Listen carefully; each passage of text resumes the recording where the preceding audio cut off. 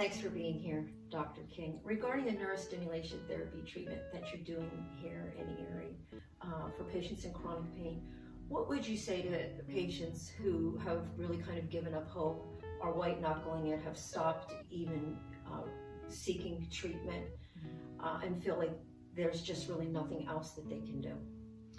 Yes, and I would say I see that a lot. It's extremely common, and I would encourage them to try neurostimulation therapy because I've had patients in that very situation, and other providers in other locations have had patients in that situation who have responded very well. And we even do have some testimonials of patients that I've treated here in Erie with that similar type of situation. And those testimonials are on our website. But I really have had good response for a lot of those patients who have had, some of them have had severe pain for as long as I've been alive. Not just as long as I've been practicing, but as long as I've been alive. Wow. Severe pain. And so of course they have done it all. But this is newly available. It's newly available in Pennsylvania somewhat recently. It's not available in all states yet. So this is something that a lot of patients, most patients, have not tried yet. And those who haven't responded to anything else, many of them do respond to this and well. And so I would encourage them to try this and see if they're one of the majority of people who do respond, because it is the majority. 70% of people have a significant response For 4 to 6 months. For 4 to 6 months for Right. that first treatment, and then as we do subsequent treatments, they respond even better. And the minority who don't respond as much as we hope for that first treatment can still respond more with subsequent treatments, and it doesn't mean that they don't respond at all.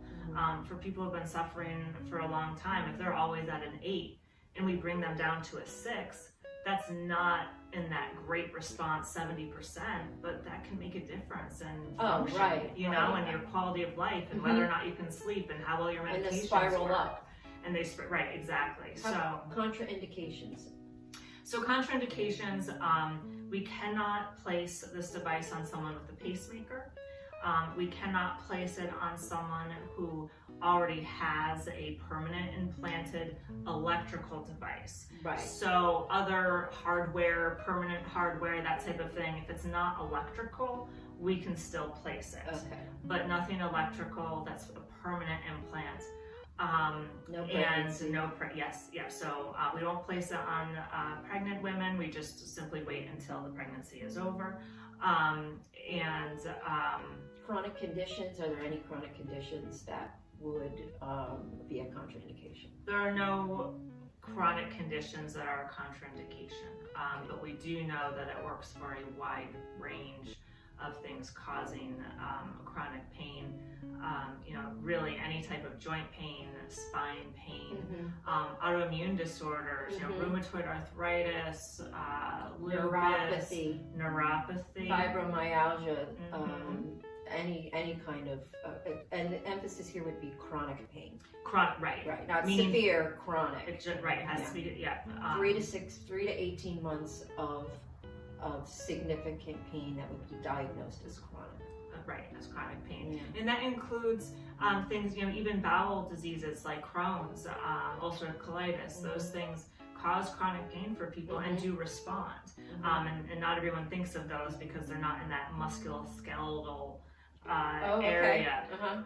But it still can respond to that, and we have a chronic abdominal pain diagnosis. So, so it can be effective for that as well.